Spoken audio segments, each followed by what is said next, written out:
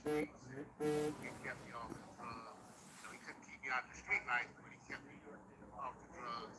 Um, it was a lot of those type of people that I credit, my foundation.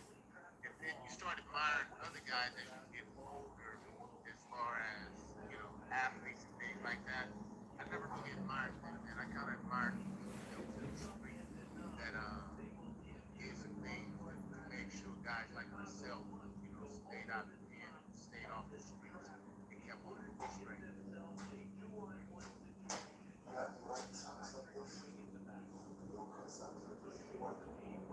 Yeah, man. I actually was a baseball player. I was drafted to AAA, and but I had got into some trouble and lost that opportunity when I was 15. And so then football I didn't start playing football until 11th grade. It was I was a late bloomer, um, and ended up playing football. And this is when I met my mentor and my great friend, Henry Washington, who was my high school coach, who put his foot down and started putting me in the right direction, spending time with me, and getting me moving in the right direction.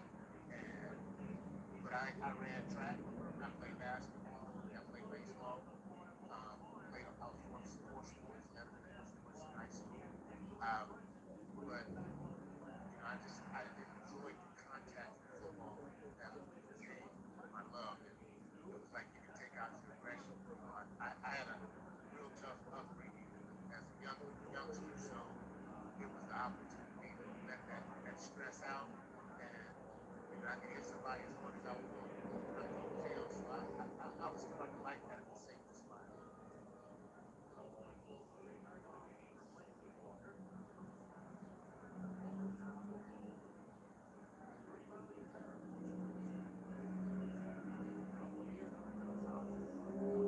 Oh yeah, yeah, man. When I hit the scene with power because my high school, Jordan High School it was on the map. It was there, but I took it to another level when I came. So I hit it on fire. I think I had like 9 interceptions, 20 touchdowns my first year ever playing football, and all the West Coast teams, Pac, it's called Pac-12 now, but the Pac-10 was loving me. Oklahoma, Miami, all these schools that had a little swag. They was after a young buck at that time, and it was a good feeling.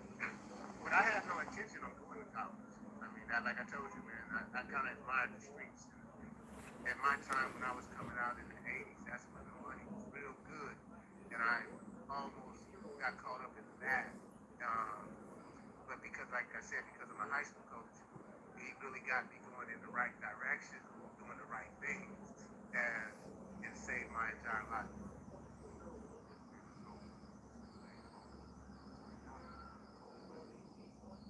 Yeah.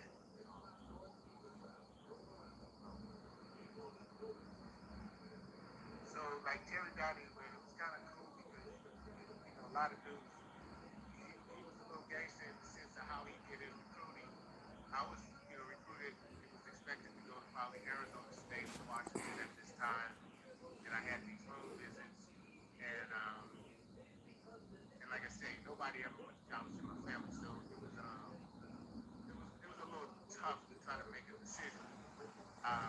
But we had the home visits back then. We only had like 5 visits, and the head coaches from Arizona State and Washington was supposed to come meet my grandmother.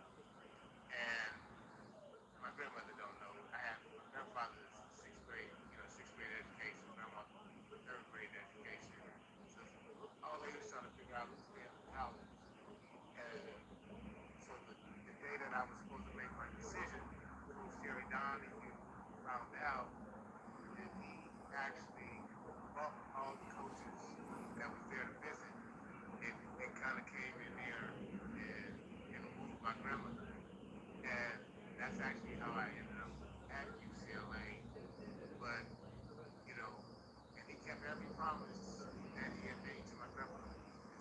like getting an education, making sure that he was going to make sure that I was good as far as, living and making sure. I mean, he was a guy who not only became like, again, I've been very fortunate. He was a good coach for me at the time, but he became a great friend towards the end of my career. May he rest in peace, but he has impacted a lot of young dudes that he came to the neighborhood to get and changed their lives.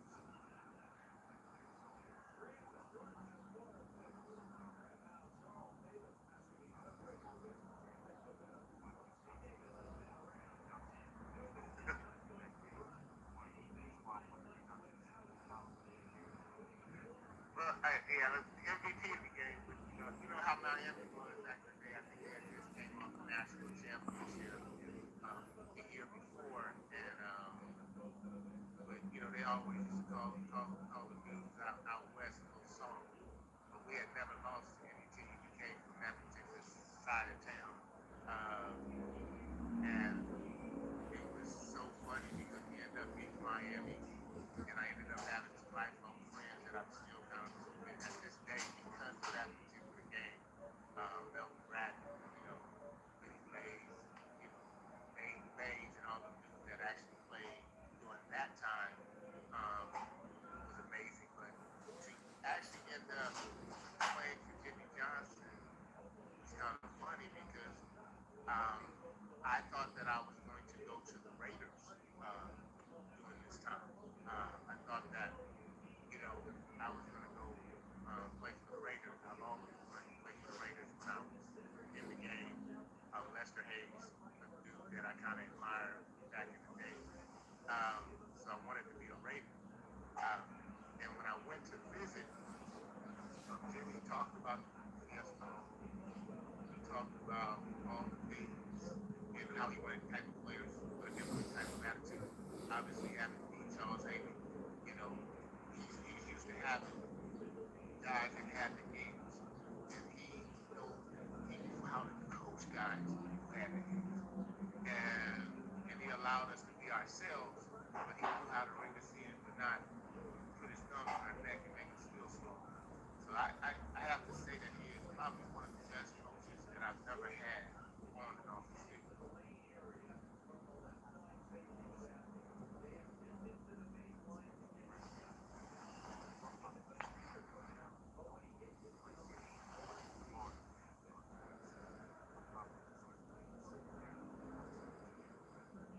Oh yeah, that's another connect.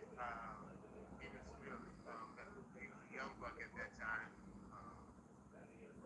And they had a real good team, quality team, and we ended up beating my senior year. I think it was in Hawaii. And just like I said, it was so funny because back then the, those teams were just dominant until they came out and played the team that was on the West Coast. And because of the time difference, a lot of people didn't get to see West Coast teams that often, and they didn't realize how tough our defense was. Um, and it was a defensive battle that particular day, and young Emmitt Smith was scrambling around, and they just couldn't quite get over the mighty ruins at that time, you know, throwing interceptions. But Emmett did his thing, but they needed a little bit more help. They needed a little bit more help on defense.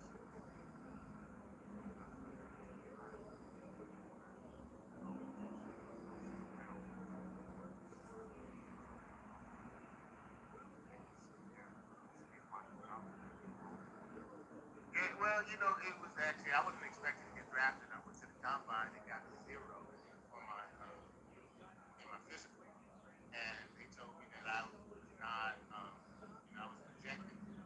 Years I had been going as a tackle since two Rose Bowls, Fiesta Bowls, all the things that you're supposed to do with a great resume.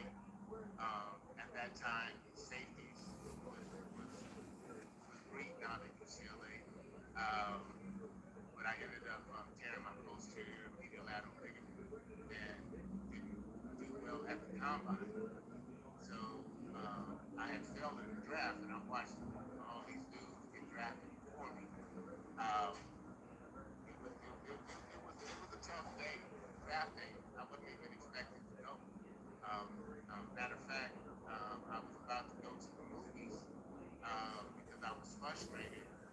watch, I'm not gonna call them bums, but I was watching all these dudes that I knew that you know couldn't touch my jock at the time get drafted before me, and I told my ex-wife at the time, my ex-wife, um, hey, guess what? I don't think I'm getting drafted.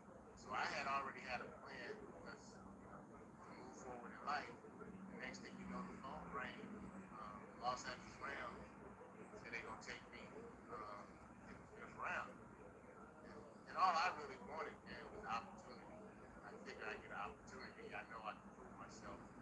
And once I got that opportunity, we made it home. We made it real. We ended up playing 8 years. Out of those 8 years, I was in the NFL. I was in the NFL for 8 years. Playoffs, 6 of those 8 years. NFC Championship 4 of those 8 years. As a starter. So I had a good run at it.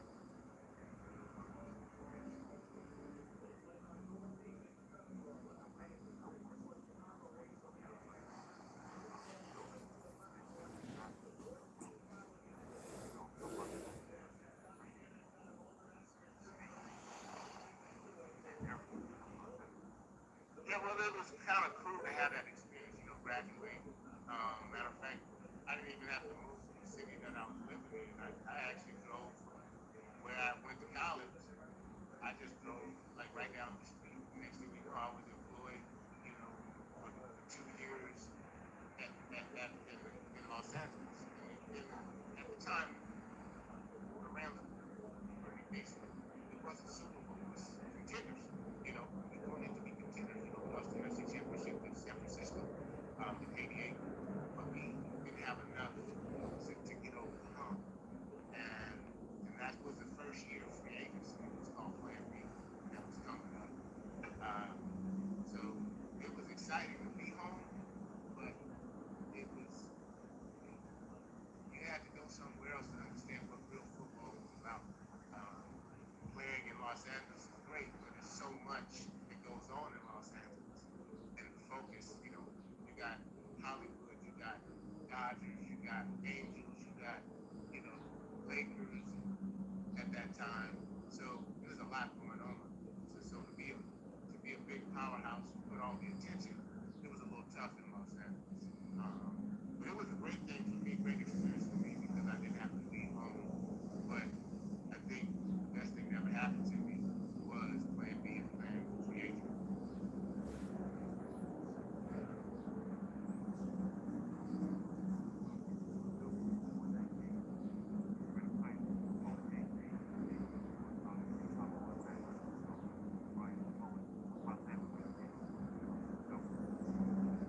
Well, I mean, you look at Philadelphia, man. I mean, Philadelphia was always competitive. They always had what it takes, what it took to be successful.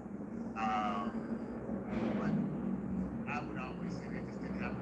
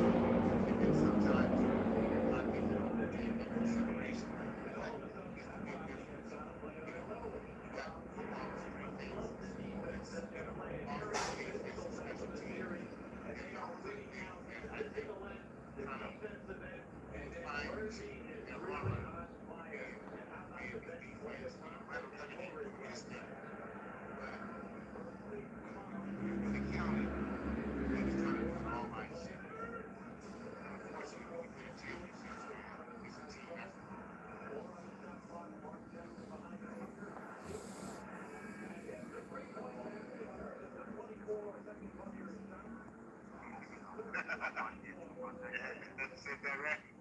Yeah, actually, Willie Flipper Anderson was my roommate in college at UCLA, freshman year. Yeah, that was my dude, and handles that particular. But hey, even Jim Everett had a record setting day. And he just ran out the tunnel. We ran out with it, man. Ended up winning that particular game to get to the NFC Championship game.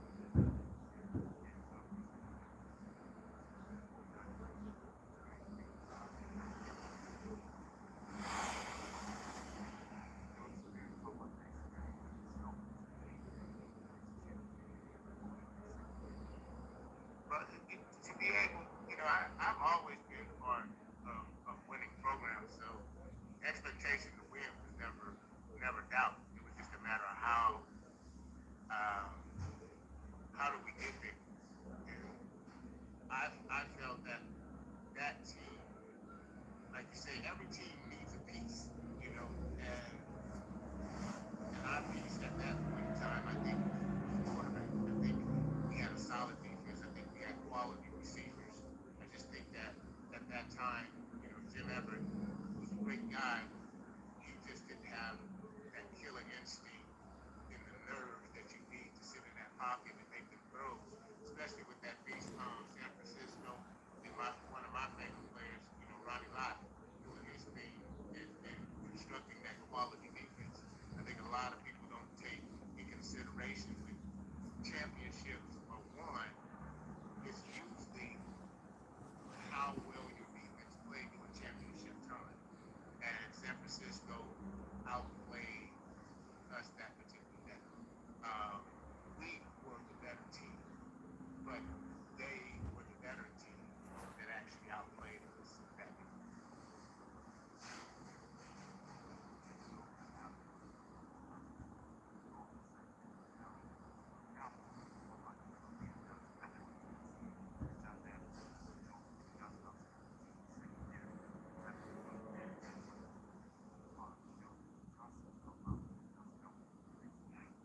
Man, being a Dallas Cowboy, like I just told you, coming from Los Angeles, you think that would be big, man.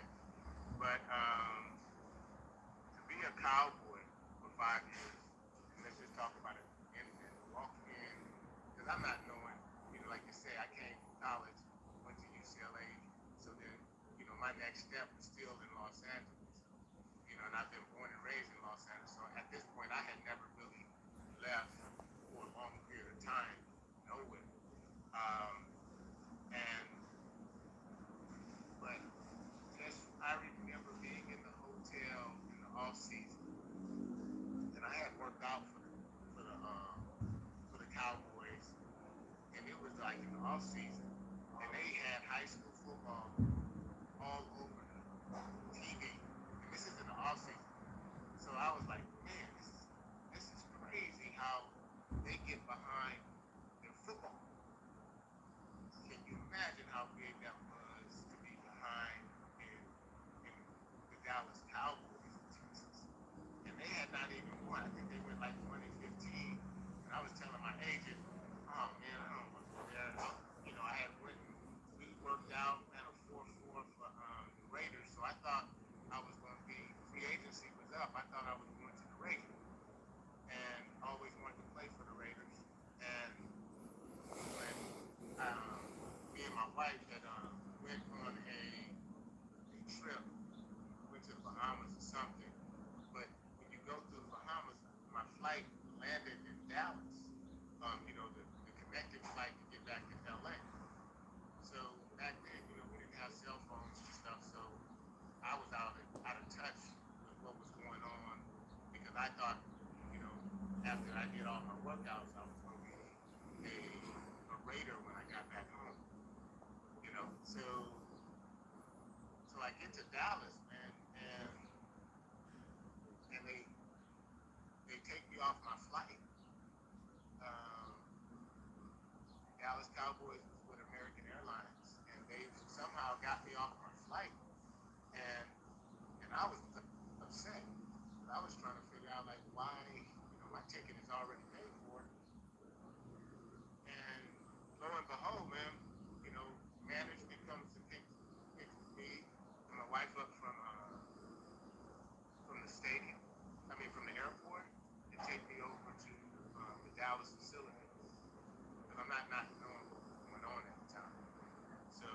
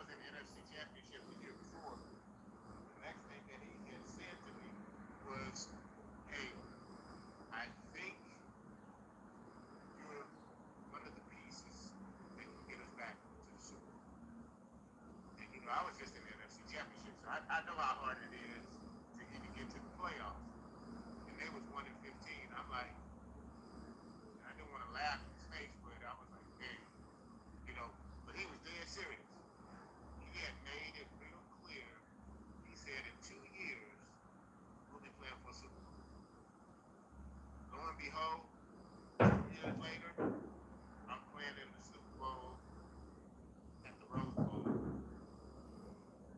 years later. I mean, so he foresaw that and he put the team together to make it happen. So he had a plan and he orchestrated that plan. I was glad just to be part of it.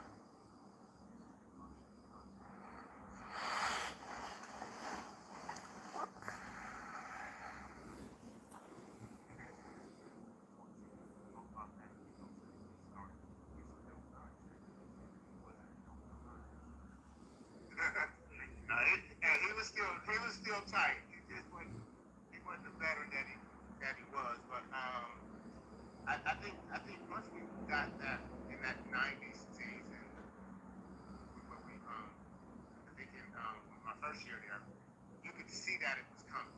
We just needed a couple pieces that could get it over the top. I mean, our defense was fire, you know, and it was we still developing.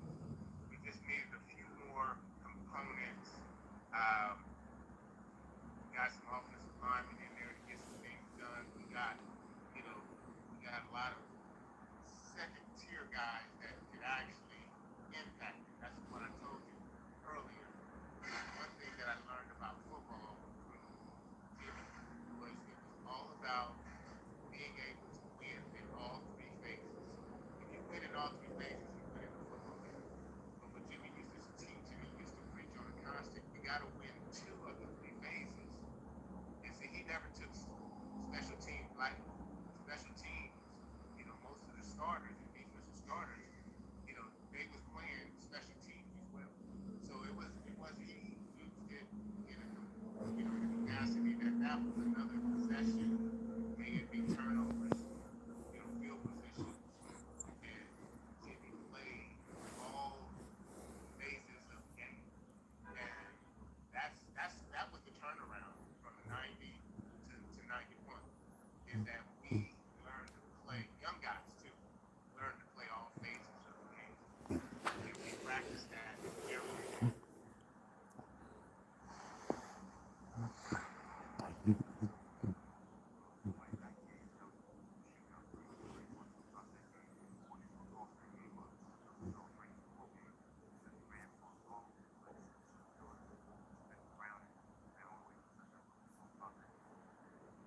Well, you can see because the Redskins had actually won the championship, I think. Um, that year they won it. So it was. Let me just say this: NFC East in the '90s was dominant. I mean, it was going to be a team from the NFC East. That's kind of like Bellingham got caught in a storm because it was you had Washington Redskins, you had the Giants at that time, you had the Dallas Cowboys. It was every year we had 3 or 4 teams deep going deep in the playoffs. So then we had to knock each other off to get to the NFC Championship. So um, it's just like you have a big brother and you're trying to play him, and you know, and you just every day when you're the younger brother, you're just trying to figure out how to beat that big brother. And then when you can finally tell that you can compete, you probably didn't win. And we're talking about this Washington game because they was the champion, and they were the talk of the town. The Giants were the talk of the town. So Dallas Cowboys was still at the bottom of the totem pole at that time. And all of a sudden, now the games are competitive. Now the games they're not blowouts. And now you have that confidence. We should have beat these guys. A play here or a play there. Now your confidence is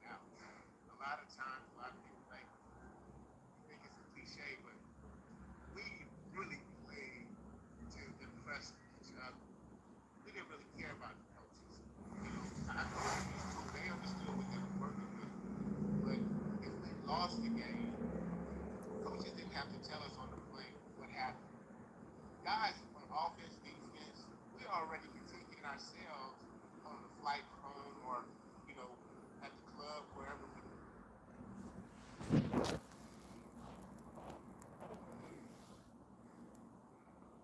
90s, the NFC East was the East Conference. I mean, it wasn't no pass and dash. It was, ground, run and ground. And it was like we had to play tough defense and run the football in that conference. We couldn't do either one of those. And the Giants set the tone. I mean, we already know about what they did on defense with Lawrence Taylor and all those guys that they was getting down with. And then, they was able to run and maintain. Phil Simmons was not allowing bad things to happen when you were managing games.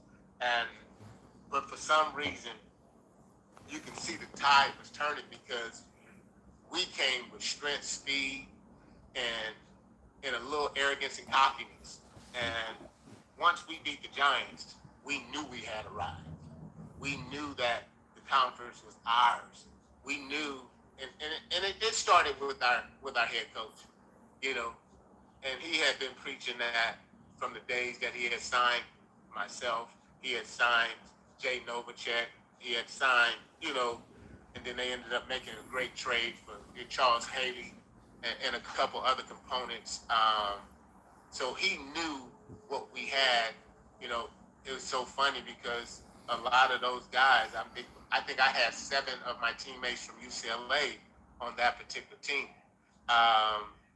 So Jimmy had done a great job putting a bunch of renegades together on defense, and then he just added key pieces on offense, and he knew once we beat the Giants, we have arrived. Okay, so Redskins, the second time you played them, they were undefeated. You beat them 24-21. Talk about that win, knocking off the undefeated Redskins. Yeah, and that was the piece right there. Being able to know that you can finally beat the top teams in your particular conference, and being able to say, well, we went 92, so they went 91, but they were still the key component. We wasn't worried about San Francisco. We wasn't actually worried about any team outside of our conference at that time. The point, and outside our division, I should say, because we probably had the toughest division in the 90s. When you talk about the Redskins, even Philadelphia, I think our toughest games at that time, Phoenix was in our conference as well because it was 5 teams. I think even Phoenix, they played us like at the top, but they just couldn't get over the top with us. But when we finally got over the top with the big bros, I watched siblings play. I'm an only child, but I've watched kids who have beat their big brother, and you could see, man, it was like life, and you knew the next step was going to the bowl, and you had to get through the playoffs, but the next step was going to the bowl, and that was the main focus. Every year we went to the playoffs when we fell short. The year before when we lost to Detroit, they popped us. It was trying to get to the playoffs first so that you can set a footprint there. And then once you smell that playoffs, it's a wrap. It's just a matter of how do you get to the championship. Okay, we're going to fast forward to the playoff game against Chicago, going to Soldier Field, win 17-13. Talk about that win in Chicago in the playoffs. Well, this is the first time that we had an opportunity. Dallas hasn't been in the playoffs in a long time, man. You have a lot of guys on the squad that they have brought in with free agency and trades or whatever, have had some experience. And we actually thought we should have went that particular year. To be honest with you, we thought we should have went that particular year. And it didn't quite work out that way, but we thought that we had enough to get a little deeper in the playoffs. But we ended up going. It was cold as hell up in Chicago, and they had the same kind of concept of running the football and and you can see our defense was growing up. You know that when you play in those kind of games, our defense was growing up. They had a great defense, um, and they kind of stifled us a little bit on our offense. But our defense, you can see that our defense was starting to mature and get through that particular game because they had some opportunities to score and win the football game, but our defense stepped up and made some big plays that particular game. Okay, so let's fast forward to the 92 season now. This is the year where things really definitely went great for your franchise. You get Charles Haley. Now, the Redskins game, you play them on Monday night, beat the defending champions 23-10. Talk about getting that win. That was a dominant performance by the defense as well. Talk about that game. Yeah, I actually think I had 2 interceptions in that one. I think, if I'm not remember, but yeah, our defense had it right. I mean, we had got all the pieces. We got the nickel package put together. You know, people were opening it up a little bit more, but we had different type of defensive schemes that I don't think people was ready for. The type of coverages that we were playing, we had became a little bit more advantaged. And then, like you say, we had got that speed rusher that off the edge that made a difference. You can see the swagger and the attitude. Our offense always had the swagger and attitude. I think it took a minute for our defense to get together and get the right pieces. I think that was the year that we had picked up a couple young dudes on the corner with Kevin Smith and Larry Brown, and then Darren Woodson had came in to replace me, but he was not quite ready at that point in time. But I was teaching him everything that I had, so I nickel packaged. I think our defense led the league. We was like the #1 defense in the league. But not only that, we was #1 in third down conversion, which a lot of people, like I tell you, man, when you're able to play quality defense and manage and score points on offense, you know, I know a lot of people love, you know, all the things that happen on offense, but this thing don't really work. You ain't winning championships unless you're playing defense. Okay, so let's fast forward to the playoffs that year. Beat the Eagles 34-10. Shut down Randall Cunningham. Did what you had to do. You had 5 sacks. Smith had 114 yards. Talk about that win against the Eagles as you 1 win away from the Super Bowl. You had to play San Francisco. But talk about that win against the Eagles. Yeah, man. And here again, like I told you, now I'm not gonna say I feel sorry for Randall Cunningham. It's just that the pipeline that he had to go through. Any other time you put Randall Cunningham in this day and age, he probably would have led teams, you know, with his skill set, was more fit for this generation than the generation that we had. Because as long as he can throw the football, but if they couldn't run the football, you had to be balanced in the 90s, in the 80s. Matter of fact, in the 70s even. You know, you had to be balanced. You had to be able to run that rock and loosen it up and then be able to pull it out and throw it down the field. Not like in the day and age now where, you know, they pass happy, you can't touch nobody. Randall, unfortunately, did not have enough, especially on both sides, actually. I don't think their defense was good enough to stop our offense, and their offense was not good enough to beat our defense.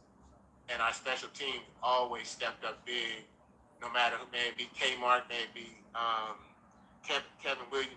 I mean, we had all the pieces in 92. We had all the pieces in 92. And you couldn't tell us. And we were still the youngest team in the league at that time. So we, not only was we the swagger of being the youngest team in the league, but we was a bunch of arrogant dudes, man, just having a great time and enjoying. Okay, so now it's time to move forward to the big game, even more the championship game. In San Francisco, they knew how to win. They won 4 Super Bowls, you know, prior to this matchup. Talk about beating them, you know, 30-20 in San Francisco. Oh man, I hate to say this though, because my rival has always been San Francisco. When I played for the Rams, that was our rival. Then in the '90s, they became our rival.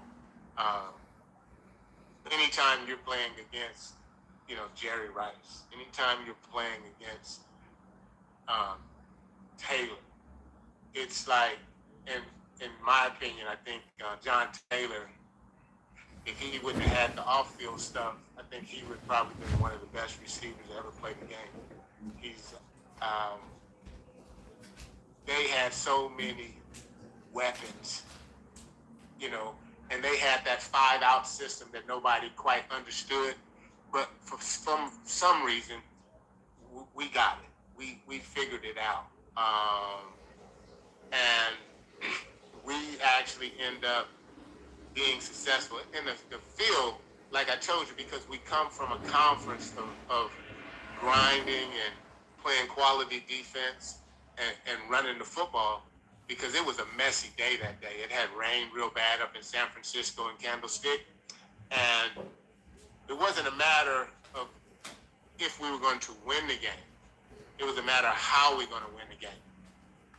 And even if we would have lost it, you couldn't have told these young arrogant dudes that they lose the game. We walked off the bus thinking that we was the best team. We walked in the Candlestick thinking we were the best team. And when it was all said and done, we was the best team. Yeah, I think about that game that really like put the team out of reach in a sense was the Alvin Harper play, because the thing about that play is that Michael Irvin was supposed to get the ball, but they switched routes in the huddle. So talk about that play. He went 70 yards. That was a big play. Talk about that. Mike always wanted every ball though. So I mean, you can't hurt him, can't help him, but you gotta love him for that. He want all the balls, because Mike wasn't gonna run away from them people like how Alvin Harper did that particular day. And that was all the stars aligned at the right time.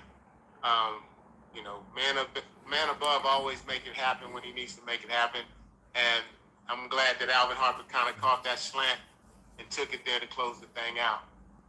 And even after that, I think in that particular game, I mean, we had turnovers, and then I got an interception at the end to close it out as well. So it was a vice versa. Like I told you, we had so many playmakers that had arrived, and we expected guys to make plays. So no matter who was in that position catching the slant, we needed a first down. Mike wouldn't have broke it that far, but thank God Alvin was able to grab that one and take it down there close to the goal line. Okay, so when that championship game, now you play the Buffalo Bills, a team that is in the middle of a run where they made two Super Bowls back to back. It's their third consecutive Super Bowl appearance. You dominated them from 2-17. Talk about winning the championship for the first time since I think 1977. Talk about Dallas Cowboys winning the first Super Bowl in 2 decades. Well, the amazing piece about that is, we was the youngest team to ever win the Super Bowl at that point. And here again, a bunch of young guys that was believing in their coach. And the coach, everybody know our coach was a little arrogant, and he had predict a win in San Francisco. So we cashed that check. We had to put a muzzle on him the next day. Like, hey man, don't go out there and just give people energy and reasons. With let sleeping dogs lie, as they always say down south. Is don't create a fire when there's no needed. But unfortunately, Buffalo didn't have a chance that particular go. I'm gonna be honest with you, my man. We had the number one defense. We knew how to run the football, and we was clicking on all cylinders at that point. I mean, the championship was going to come out of the NFC East. The championship was going to come out of the NFC at that point in time, because that was the most dominant football.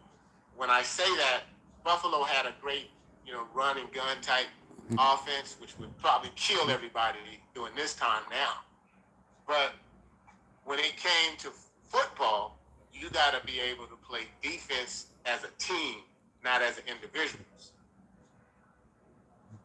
And what we was all about was turnovers and touchdowns. And our job as a defense was to get the ball to our offense and sit back and watch them work. And that's what we did that particular day, setting a Super Bowl record with 9. I had the first interception in that particular Super Bowl. And then we ended up having 8 turnovers thereafter to set a Super Bowl record with 9 turnovers that still stand to this day. Okay, so we went into Super Bowl now.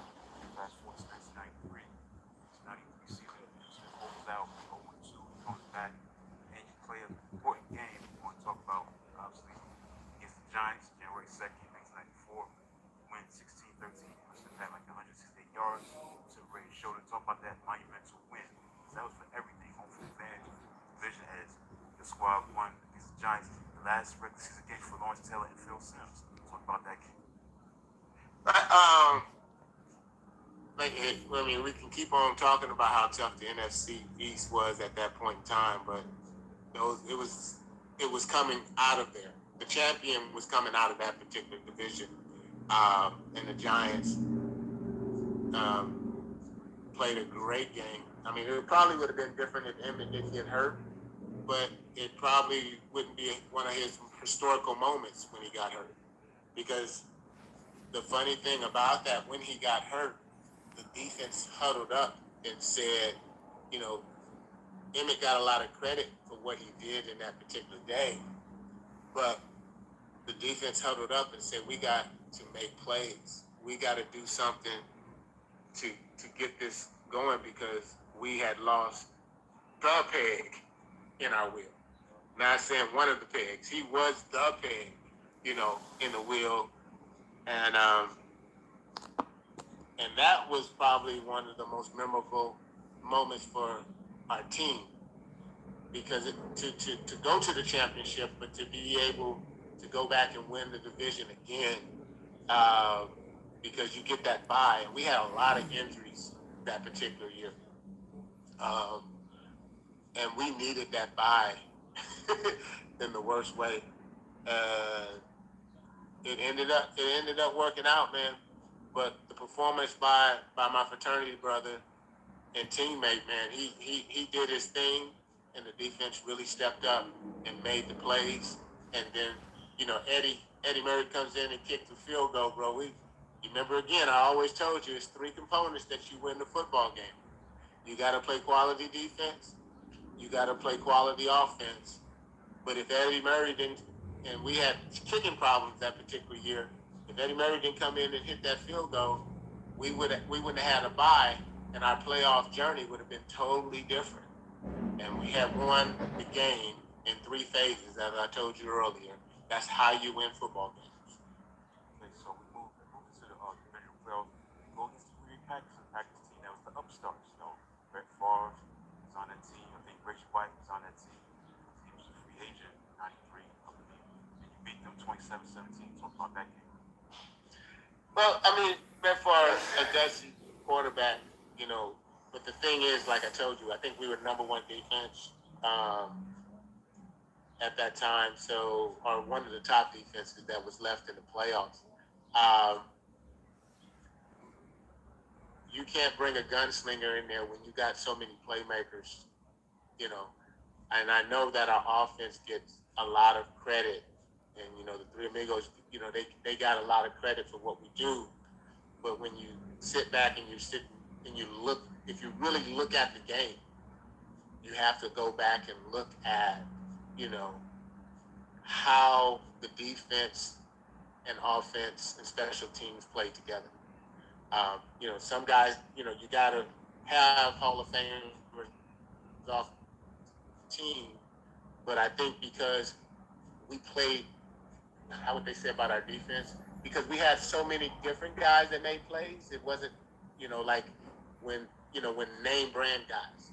Charles Haley got a lot of the publicity, but Tony Tober probably, I think, was probably one of our best defensive linemen. You know, Leon Lett got publicity for mistakes, but here again, we're talking about the same situation. When you got guys that can make plays, Brett Favre, he didn't even understand that he didn't stand a chance playing against us that day. And he was slinging it, though. I never take nothing away from the young gunslinger, but he was a young pup at that time, but he was still slinging that rock. He was slinging it. Okay, so let's fast forward to rematch, anticipated rematch against the 49ers. You dominated them 38-21. Talk about that game. Yeah, it was just a matter of, that was more of a stepping stone. It was a home game this time. But the negative is I think we ended up losing our quarterback. Troy Aikman got knocked out the game. And Bernie Kosar, I remember this, and it's just so funny. This is Jimmy Johnson again. My first year, we went to the playoffs, and I think Troy got hurt. No, it was the first year in the 90s, and Dave Laufenberg was the quarterback. And Jimmy Johnson, from that point on, always said that he would have a backup quarterback that can make plays. We played in the NFC Championship. They signed Bernie Kosar. The year before, we had Steve Berline. They kind of stepped up because Troy Aikman has always been a little vulnerable, in getting through the season. So Jimmy always had a quality quarterback after that first year with Steve Berline, and being able to make sure that we had a guy that can impact the game. And lo and behold, Troy Aikman gets knocked out with a concussion, and he got kneed in the head. And Bernie Kosar comes in and throws a saving-winning touchdown to close this game out, and Alvin Harper takes it to the house. Okay, so those Super Bowl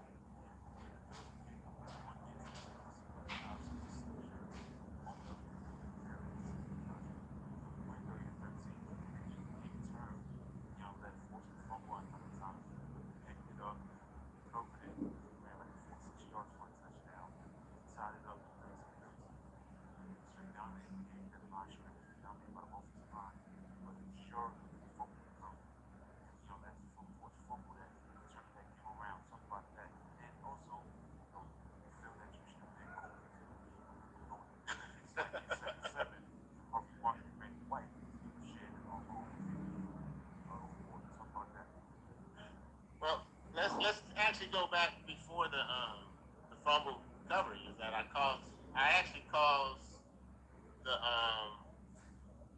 the first fumble in the game to give us the 3 points. So we won by 17 points. We won by 17 points, and I was responsible for 17 points A and B. I caused the fumble. They kicked the field goal in the first half. Darren Woodson recovered the fumble. Then Leon Lett at the halftime, we wasn't really worried about it. We was playing good. It was just that, you remember Troy Aikman was coming off a concussion. And so you can tell that he wasn't on. Alvin Harper earlier in the game was wide open with his hand up. And normally Troy would whip around and kind of, pop that to him. And we would have been up early in the game at that point. So we knew everybody, our offense wasn't playing and clicking on all cylinders. Here again, quality defense, that's playing, that's keeping us in the game. And Buffalo's down our neck, man. And Thurman Thomas is doing his thing. But it was just a matter of time, in the sense that we know what they do, we knew what they were about, and we knew. And I take nothing from Thurman Thomas, which is probably one of the best running backs to ever play the game, is that Buffalo, because they didn't play a physical game like how we played in the NFC East, we knew continue to hit them and hit them in their mouth, that ball was going to hit the ground. We knew that. We went into games, forcing our will on people in the 90s. And it wasn't just us, it was our whole division. May it be Washington, may it be, even like I told you, even Phoenix. Everybody in our division, that was how we played big boy football. We're still practicing in pass and inside run drill during the Super Bowl, and Buffalo's over there practicing the shoulder pass because that's what they do. We doing inside run drills during the Super Bowl time. So you see what was happening at the end of that one. I think I had 11 solo tackles, um, calls fumble recovery for a touchdown, and an interception. So, and that's just me, but that's not even the great plays that everybody else was making out. But thank God, that's why it's called a team sport. Our offensive line clicked up. When we went in, Jimmy Johnson didn't have to say nothing at halftime. It was dudes, like I told you, our team, we look at each other and we keep each other accountable for it. So it was not, whoa, what happened here? What happened there? Guys looked at each other. I got you. We just need to play better. Guess what? We just need to play Dallas Cowboy football. Because the best team that we've ever played against, we practice against them every day. The best defense they ever played against, they practice against us every day. And that's how we felt. We felt that we was the best team during those times. Okay, so bringing up Johnson, talk about that because it had something special going on. What was your reaction when they forced the point? Man, it was so funny. We was doing the camp. We was doing the Emmett Smith camp in Pensacola, matter of fact. It was me, Emmett, a couple other dudes that was there. And we got a phone call, and Jimmy called us to say, "Hey man, we're gonna go separate ways, our separate ways." And we like what? You know what I'm saying? It's just like something like when you got something working and you building something and you done already accomplished it, and he made all these promises to all these dudes that came over from the agency, and all we was doing was getting better. I mean, we was just getting better, and that machine probably could have won. I would have said if we went to 7 Super Bowls, we probably would have won 5 or 6 if we could stay healthy. And then remember free agency was coming. It was opening up to a different level of free agency, and so it was no way that guys would start to get paid different kind of money. There was no way that they had to make a decision on who they was going to pay. And I don't think it would have worked well for Jimmy with the type of free agency because he liked to keep he believed in having 53 dudes that can play. He believed that he want to have 2 starters at every position. And we were able to do that before free agency opened up. So, and here again, because they didn't value defense as much, a lot of the guys from the free agency time was different. Like you said, you brought Barry Switzer in there to coach, and taking nothing away from Barry Switzer, man. But it didn't take much to coach that well-oiled machine. You just had to make sure that you had to keep pushing. And Barry Switzer didn't bring the discipline that Jimmy brought to there because Barry Switzer felt grown men just should know how to behave. Unfortunately, you have some young guys that don't have grown men they were starting to get that real kind of money, and it just started to snowball. And you can see the day that he got the job, it just started going in a different direction. And even though he ended up winning the Super Bowl, he went to the NFC Championship. That was all with Jimmy Johnson's players. And the guys, as guys started to leave, you can see that the type of football was just different. And it hasn't been the same since.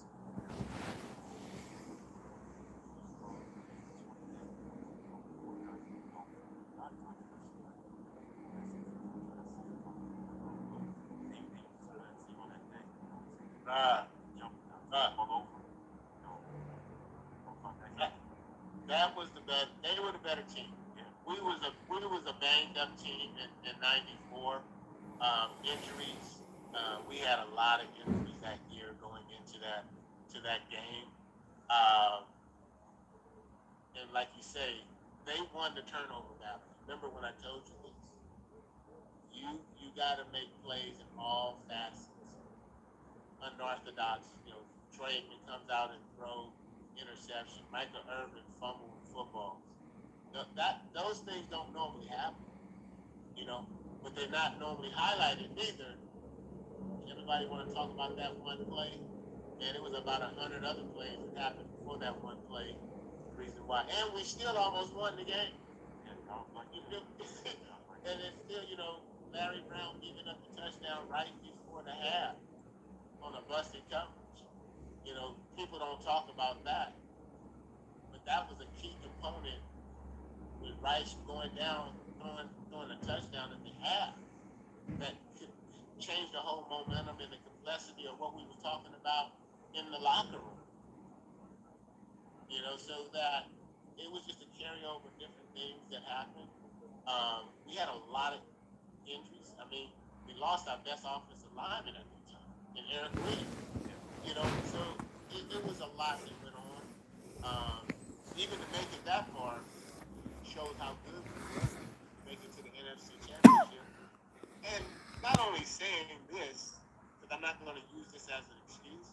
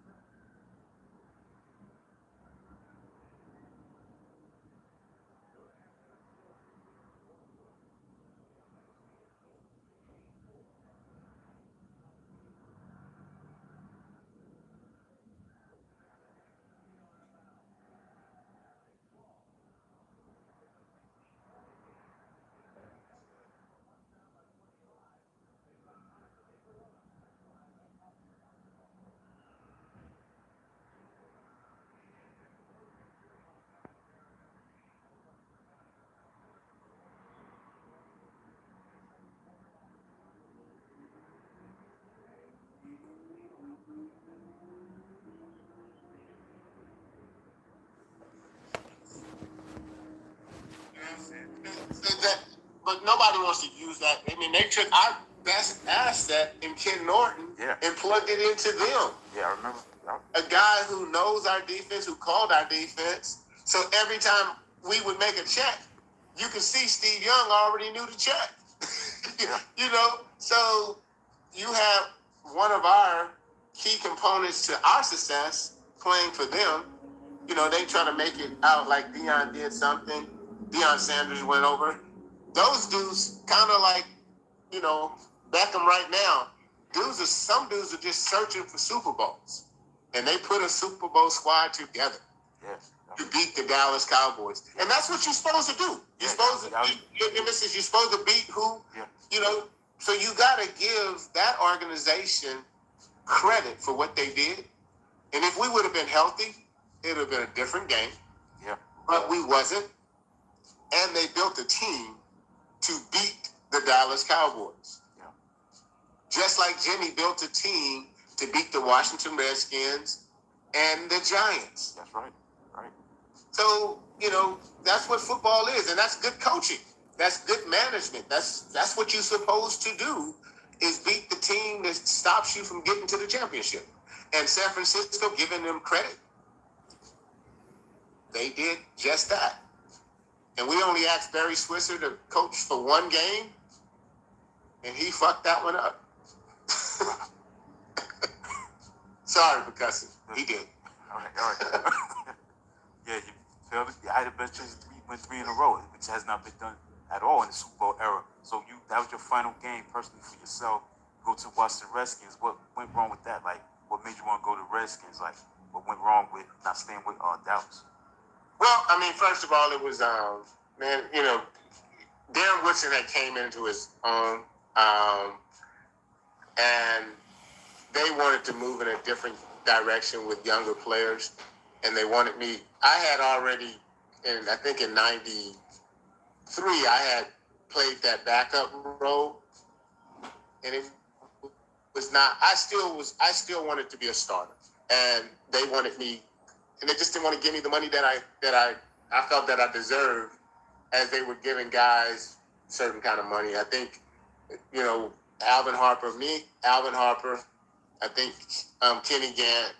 I mean, guys that was big impact players in different facets of the Dallas building the championship, but they chose the guys that they wanted to pay, and then there was guys that they didn't want to play.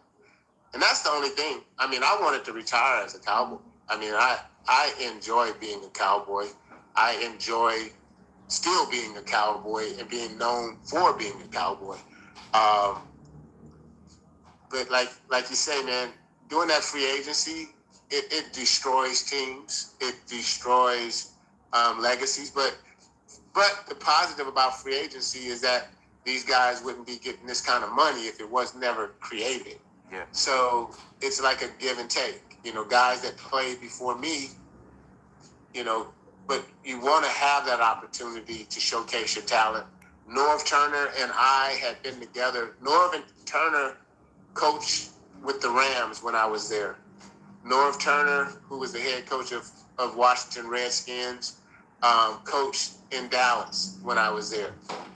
And he wanted to bring an attitude on defense, so he brought me in to try to teach some of the young guys there. But they wasn't the Washington Redskins that I had known, that I had learned to fear and was prepared. It was a different kind of Washington Redskin team. Yeah, I was expecting to go to a Washington Redskin team that I had competed against for many years. But the cool thing is that, I can say this, is that playing against the Dallas Cowboys, I never lost to them as a Washington Redskin. We beat them actually twice.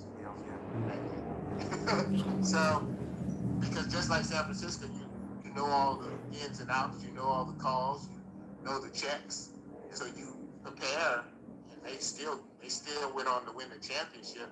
With that particular year, I know 2 losses came from Washington.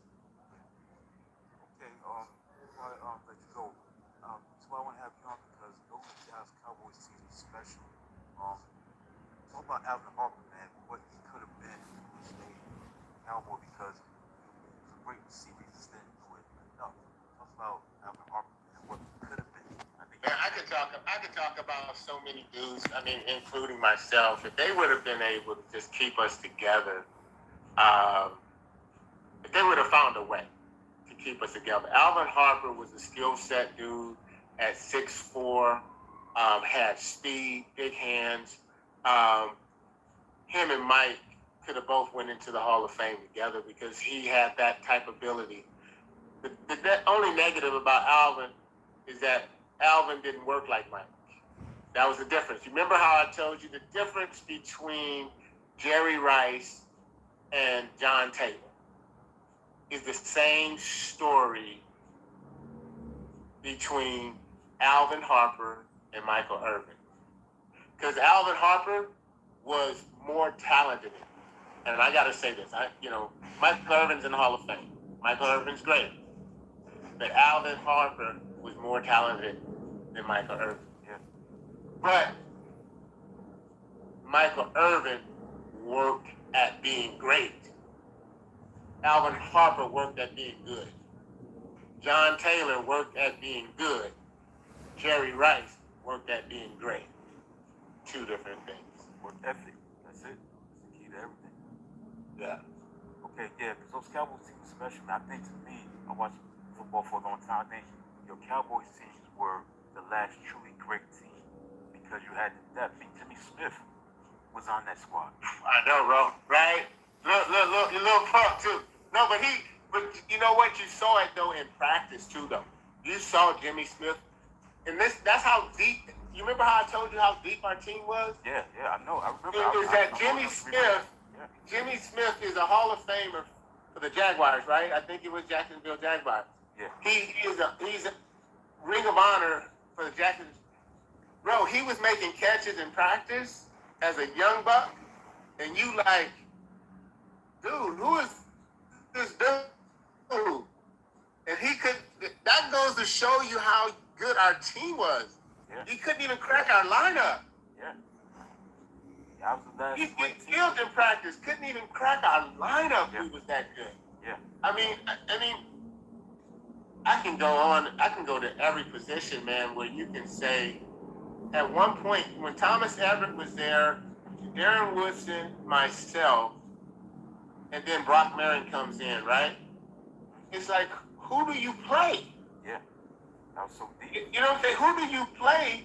You know, Bill Bates got a lot of publicity for what? I don't know, but the fact is that he was a good mentor to keep guys together. Yeah. You know what I'm saying? Especially like when I first got there. Because he was able to keep that culture of what it is and that energy that you just don't have on special teams. And you remember I talk about all the phases. But then Kenny Gant came and became the Bill Bates of special teams. Yeah. So it's like, yeah, so then you look and say, we have so many dudes, offense and defensive linemen, so much depth. You know what I mean? Yeah. So you always say, what if you could keep that team together, how many championships?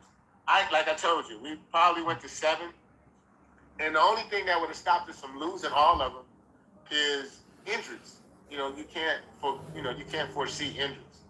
You know, once Charles Haley back, you know, it was times Charles Haley would get shot, man, and people don't even know it. And he didn't have 2 sacks in the game, had no business even playing in the game. Yeah. You know, you talk about whatever type of things that happen, bro, but just if you can keep those guys together. And see, a lot of people just talk about the offense, man, but the reason why the Dallas fell off is because they didn't take care of their defense guys. And I knew that once Ken Norton, they let Ken Norton go, I knew that they was never going to pay certain guys on defense. Because Ken